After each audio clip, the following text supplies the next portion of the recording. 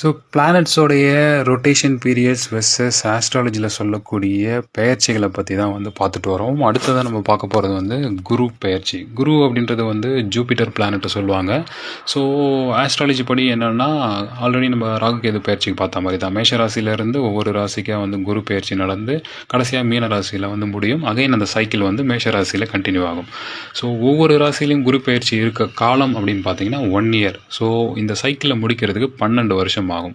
அப்படியே சயின்ஸ்க்கு வருவோம்.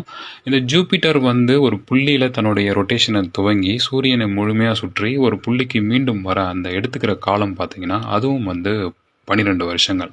ஸோ நம்ம ஆஸ்ட்ராலஜியில் எவ்வளோ துல்லியமாக கணக்கீடுகள் செஞ்சுருந்து அந்த பிளானட்ஸை அப்சர்வ் பண்ணியிருந்தால் இந்த கணக்கீடுகளை செய்ய முடியும். இது ஒரு வியப்பான விஷயம். இந்த குரு பெயர்ச்சி மூலம் பலன்கள் ஏற்படுதா இல்லையா அப்படின்றத வந்து என்னால் முழுமையாக சொல்ல முடியாது. ஏன்னா அந்த பலன்களை பற்றி நம்ம இன்னும் தெளிவான ஆராய்ச்சிகள் பண்ணலை. அந்த பலன் கொடுக்குதுன்னு வந்து உறுதியாக வந்து நம்ம இந்த நிகழ்வை வச்சு சொல்லிடவும் முடியாது. அடுத்ததாக வந்து சனி பெயர்ச்சி. இது வந்து கொஞ்சம் வித்தியாசமானதாக வந்து சொல்லலாம். 7.5 நாட்டு சனி அப்படின்னு சொல்லி கேள்விப்பட்டிருப்பீங்க. இந்த பயிற்சியும் வந்து மேஷராசியிலிருந்து மீனராசி வரை தொடரும். ஆனால் இதில் வந்து என்னென்னா, இது வந்து ஒரு 3 ரயில் பெட்டிகள் இணைக்கப்பட்ட மாதிரி 2.5 வருஷம், அதாவது தலை சனி, மத்தியமம், கால், அப்படி பாத சனி அப்படி சொல்லி 3 டைப் ஆஃப் பிரிப்பாங்க. 3 ரயில் பெட்டிகள் மாதிரி. மேஷராசியில் ஒரு ரயில் பெட்டி இருக்கும்போது அடுத்த ராசி ரிஷபம், அதுக்கடுத்த ராசின்னு இந்த 3 பெட்டிகளும் வந்து இப்படி நகரும். ஒரே மாதிரி ஒரு தண்டவாளத்தில் போகிற மாதிரி நகரும். அப்படி பார்க்கும்போது மேஷராசி வந்து அந்த ரயில் பெட்டி கிடக்கிற காலம், ஒரு ரயில் பெட்டி கிடக்க 2.5 வருஷம். ஸோ 3 ரயில் பெட்டிகள் கிடைக்கிறது வந்து 7.5 வருஷம். மேஷராசி முதல் ரயில் பெட்டி கிடந்த உடனே அது ரிஷப ராசிக்கு போகும்.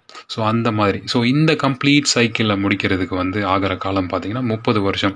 அதாவது இப்படியும் கூட சொல்லலாம், 3 ராசிக்கு வந்து 7.5 வருஷம். ஸோ மொத்தம் வந்து 12 ராசிகள் இருக்குது. ஸோ இதை கணக்கு போட்டிங்கன்னா வந்து 30 வருஷம்.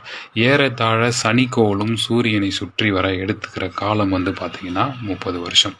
ஸோ சனிக்கோளெல்லாம் வந்து கண்களில் பார்த்து, அதுவும் இவ்வளோ நீண்ட காலம், அதாவது ஒரு 30 வருஷ பீரியடுக்கு யாரையாவது ஒரு அப்சர்வேட்டரை போட்டு அதை நோட்ஸ் எடுத்து பண்ணுறதெல்லாம் வந்து எந்த அளவுக்கு சாத்தியம் அப்படின்றது எனக்கு தெரியல. ஸோ அவ்வளோ துல்லியமான கணக்கீடுகளை எப்படி நம்ம முன்னோர்கள் பண்ணாங்க அப்படின்றத வந்து நம்ம கண்டிப்பாக தெரிஞ்சுக்கணும். அதுக்கு முதல்ல வந்து முழுக்க மூட நம்பிக்கைகளை மட்டும் காரணம் காட்டி இதை ஒதுக்கிடாமல் இதில் இருக்கக்கூடிய அறிவியல் விஷயங்களை உணர்ந்து ஆராய்ச்சிகளை இது சார்ந்து நடத்தணும் அப்படின்றது என்னோட கருத்து. தொடர்ந்து வீடியோவை பார்த்துட்டே இருங்க. இன்ட்ரெஸ்டிங் வீடியோஸ் வந்துகிட்டே இருக்குது.